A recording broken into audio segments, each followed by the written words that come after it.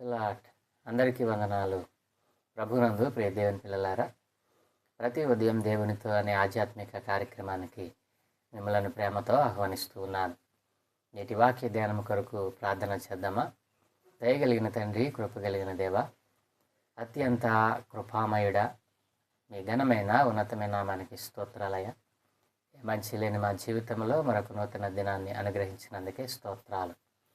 ఈరోజునైనా మీ లేఖన భాగాలను ధ్యానం చేయడానికి ప్రతి ఉదయము దేవునితోని ఆధ్యాత్మిక కార్యక్రమంలో మేము పాల్గొంటూ మీ వాక్య లేఖనాలను ధ్యానం చేయబోతూ ఉండగా ఈరోజు మీరే మాతో మాట్లాడి కొన్ని ఆధ్యాత్మికమైన సత్యాలను మీరే మాకు బోధించి నేర్పించమని యేసయ్య పరిశుద్ధ నామమున ప్రార్థించి వేడుకుంటూ ఉన్నాము తండ్రి. ఆమేన్.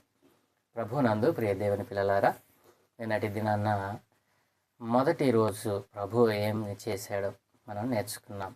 మొదటి దినాన్న దేవుడు వెలుగును కలుగుగా కానీ పలుకగా వెలుగు మరి సృజింపబడింది. హల్లెలూయా. దేవుడు వెలుగునకు పగలనియు చీకటికి రాత్రి అని పేరు పెట్టి వాటిని వేరు చేసినట్లుగా మరి అస్తమయమును ఉదయమును కలుగగా ఒక దినమాయను అనేటువంటి మాటను మనం మొదటి దినాన దేవుడు చేసిన మొదటి మరి సృష్టి వెలుగును గురించి మనం ధ్యానం చేశాం. దేవుని పిల్లలారా, ఇక్కడ అస్తమయమును ఉదయమును కలుగగా ఒక దినమాయను అనేటువంటి మాటను మరి హెబ్రీల సంస్కృతిలో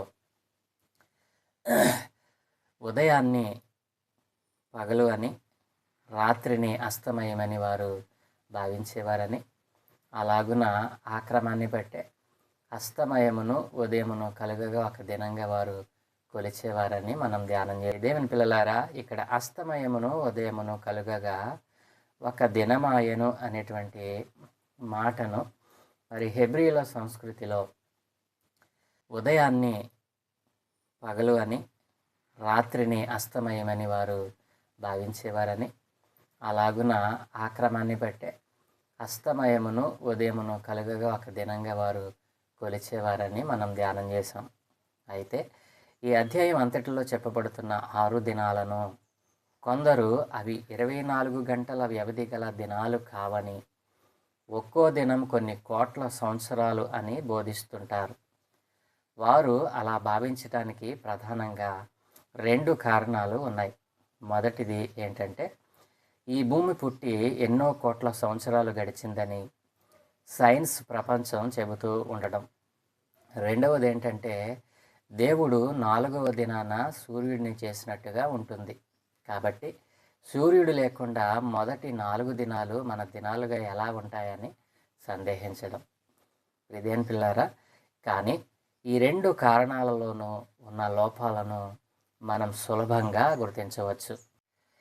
మొదటిగా, ఏదైనా ఒక వస్తువు ఎంతకాలం నుండి ఉనికిలో ఉందనేది నిర్ధారించడానికి సైంటిఫిక్ కార్బన్ డేటింగ్పై ఆధారపడుతుంది. ఈరోజు సైన్స్ ప్రపంచం ఫలానా వస్తువు ఇన్ని వేల సంవత్సరాల క్రితంది అని చెబుతుందంటే ఆ వస్తువుకు కార్బన్-14 ఐసోటోప్ పరీక్ష చేయడమే ప్రధాన కారణం. సైన్స్ ప్రపంచం దీనిపై ఆధారపడే ఈ భూమి కోట్ల సంవత్సరాల నుండి ఉనికిలో ఉందని చెబుతుంది.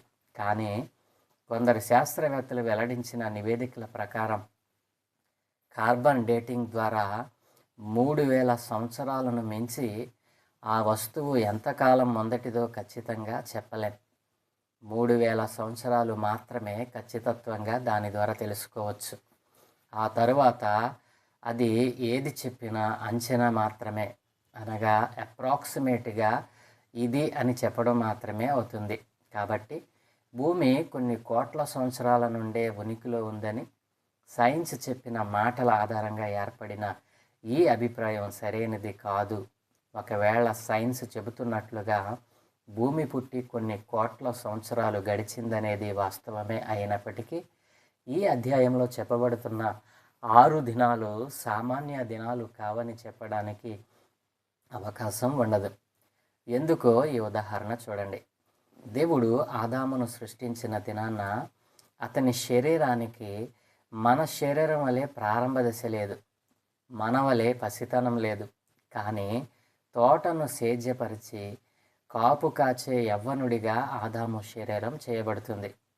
ఒకవేళ ఆదాము శల్యాలు కనుక మనకు ఇప్పుడు లభ్యమై అతను ఎన్ని సంవత్సరాలు జీవించాడో ఖచ్చితంగా చెప్పగలిగే సైన్స్ ల్యాబ్కి ఆ శల్యాలను మనం కనుక పంపగలిగితే ఆదాము వయస్సు గురించి బైబిల్ చెప్పిన దానికి ఆ ల్యాబ్ నివేదిక చెప్పేదానికి ఖచ్చితంగా తేడా వస్తుంది. ఎందుకంటే ల్యాబ్ నివేదిక ఆదాము వయస్సును అతని శరీర ప్రారంభ దశ నుండి చెబుతుంది. బైబిల్ ఆదాము వయస్సును అతను యవ్వనుడిగా దేవుని చేత సృష్టింపబడిన దినం నుండే చెబుతుంది. రెండూ వాస్తవాలే. అలాగే దేవుడు వృక్షాలను కూడా చిన్న చిన్న మొక్కలుగా నాటి పెద్దవిగా సంవత్సరాల పాటుగా ఎదిగేలా చేయలేదు, కానీ ఒకే రోజులో వాటిని పెద్దవిగా సృష్టించాడు. వాటి వయస్సును తెలుసుకోవాలని కనుక మనం పరీక్షిస్తే వాటి ఫలితాలు ఆ వృక్షాలు విత్తనాలుగా మొక్కలుగా ప్రారంభమై ఎదిగిన స్థితి నుండి వస్తుంది. బైబిల్ అయితే దేవుడు వాటిని పెద్ద పెద్ద వృక్షాలుగా ఒకే రోజులో చేసినట్లుగా చెబుతుంది. ఈ విధముగా దేవుడు ఈ సమస్త సృష్టిని 6 దినాల్లో అద్భుతంగా సృష్టించి భూమిని నివాసయోగ్యంగా మార్చాడు. ఒకవేళ సైన్స్లో భూమి యొక్క సృష్టి యొక్క వయసును ఖచ్చితంగా చెప్పే సూత్రం ఫార్ములా ఉండి దాని ప్రకారం పరీక్ష చేయడం ప్రారంభిస్తే ఈ భూమి మరియు ఈ సమస్త సృష్టి ప్రారంభం నుండి సహజంగా ఎంత సమయంలో అభివృద్ధి చెందుతూ నివాసయోగ్యంగా వచ్చిందో దానినే తెలియజేస్తుంది. అలా సైన్స్ భూమి వయస్సు గురించి చెప్పేది నిజమే అయ్యుండి ఈ భూమి వయస్సు కోట్ల సంవత్సరాలు అయినప్పటికీ బైబిల్ దానిని 6 రోజుల సృష్టి అన్నప్పుడు ఏ ఇబ్బంది లేదు కదా. దేవుడు తన శక్తి చేత 6 దినాల్లో ఈ సృష్టిని చేయకుండా ఇది చిన్న చిన్నగా అభివృద్ధి చెందుతూ నివాసయోగ్యంగా మారేలా నియమిస్తే ఈ భూమి అభివృద్ధి చెందడానికి కొన్ని కోట్ల సంవత్సరాలే పట్టి ఉండేదేమో. దీని ప్రకారం ఈ భూమి పుట్టి కోట్ల సంవత్సరాలు గడిచినప్పటికీ ఈ అధ్యాయంలో చెప్పబడుతున్న 6 దినాలు సామాన్య దినాలు కావని చెప్పడం సాధ్యం కాదు. అలాగే కార్బన్ డేటింగ్ను ఆధారం చేసుకునే ఈ భూమి పుట్టి కొన్ని కోట్ల సంవత్సరాలు గడిచిందని సైన్స్ చెబుతుంటే దానిని నమ్మడము సరైనది కాదు. రెండవదిగా సూర్యుడు 4వ దినాన చేయబడినప్పటికీ దేవుడు ప్రారంభ దినంలోనే వెలుగును చేసి చీకటిని వేరు చేసినట్లు చూడగలం. ఒక దినము గడవడానికి వెలుగు చీకటి అనగా అస్తమయము ఉదయము ఉంటే చాలు. సూర్యుడు అవసరము లేదు. సూర్యుని కంటే ముందు దేవుడు వెలుగును చేశాడు కనుక సూర్యుని కంటే ముందు ఈ భూమిపైకి దేవుడు వేరే విధంగా వెలుగుని ప్రసరింపజేశాడు. ఆ విధంగా ముందటి దినాలలో అస్తమయం ఉదయం కలిగి 3 దినాలు గడిచాయి. 4వ దినాన దేవుడు సూర్యుని చేసి భూమిపైన ప్రక్రియ సూర్యుని ద్వారా కొనసాగేలా నియమించాడు. కాబట్టి ఈ అధ్యాయంలోని 6 దినాలు సామాన్య దినాలు కావని చెప్పడానికి ఈ కారణం కూడా సరిపోదు. నిజానికి ఈ అధ్యాయం అంతటిలో చెప్పబడుతున్న దినాలు సామాన్య దినాలే అని మనం ఖచ్చితంగా చెప్పవచ్చు. ఎందుకంటే దేవుడు 6వ దినాన మనిషిని సృష్టించాడు. ఆదికాండము 1:27 ప్రకారం ఆ మనిషి 930 ఏండ్లు బ్రతికాడని వ్రాయబడింది ఆదికాండం 5:5లో. ఒకవేళ ఈ 6 దినాలు సామాన్య దినాలు కాకుండా ఒక్కో దినం కొన్ని కోట్ల సంవత్సరాలే అయితే ఆదాము ఎన్ని కోట్ల సంవత్సరాలు బ్రతికినట్టు రాయబడాలో ఆలోచించండి. అలానే దేవుడు 6 దినాలు సృష్టిని చేసి 7వ దినాన విశ్రమించి తాను విశ్రమించిన ఆ 7వ రోజును విశ్రాంతి దినంగా పాటించాలని ఆజ్ఞాపించాడు. ఆదికాండము 2వ అధ్యాయము 2-3 వచనాలలోను 20వ అధ్యాయము నిర్గమకాండము 11వ వచనంలో దీనిని గురించిన వివరణ మనకు తెలుస్తూ ఉంది. ఇవి సామాన్య దినాలే కాకుంటే ఇశ్రాయేలీలకు చేసిన ఆ కట్టడకు అర్థం లేదు. కాబట్టి ఈ అధ్యాయంలో చెప్పబడుతున్న దినాలు సామాన్య దినాలుగానే మనం భావించాలి. లేఖనాలలో ఏదో అలంకారంగా వ్రాయబడిందో ఏదో అక్షరాల వ్రాయబడిందో లేఖనాలను బట్టి నిర్ధారించుకోవాలి తప్ప మన ఊహలను బట్టి కాదు, సైన్స్ను బట్టి అసలే కాదు. కాబట్టి ప్రియ దేవుని పిల్లలారా, ఈ సృష్టిలో మరి 6 దినాలు ఒక్కొక్క దినము మరి అస్తమయము ఉదయము కలుగగా ఒక దినమైంది.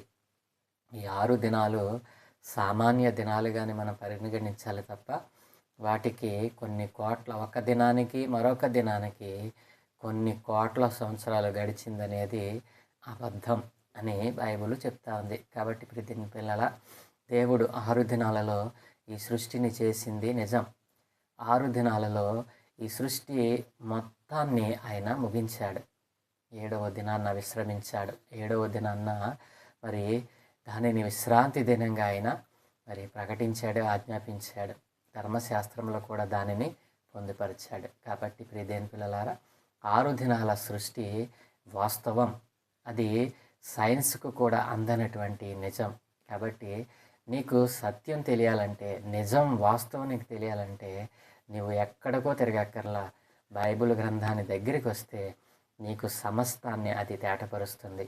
కాబట్టి ప్రియదేని పిల్లలారా, 6 దినాలలో ఈ సృష్టిని చేసిన సర్వోన్నతుడైన దేవుడు, ఉనికిలో ఉన్న దేవుడు, ఉన్నవాడును అను నామం కలిగిన వాడు, ఈ రోజున నన్ను సజీవునిగా ఉంచాడు అనంటే ఆయన ఉచితమైన కృపయే.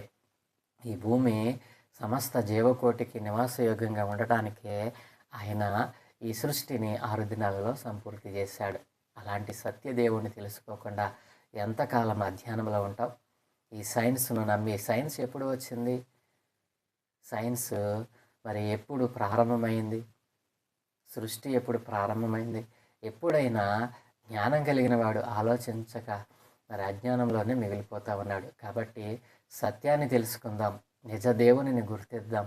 సత్యం అనేటువంటి మరి ఆ జీవమిచ్చినటువంటి యేసయ్యను మరి ఈ రోజున సమస్త జీవకోటికి ఆధారమైన వాడిని మనం తెలుసుకుందాం, ఆయనను ఆరాధిద్దాం. దుర్దినాలలో మనం ఆ దేవునితో అంటుకట్టబడదాం, ఆ దేవునితో నడుద్దాం, ఆ దేవునితోనే మనం ముందుకు కొనసాగదాం.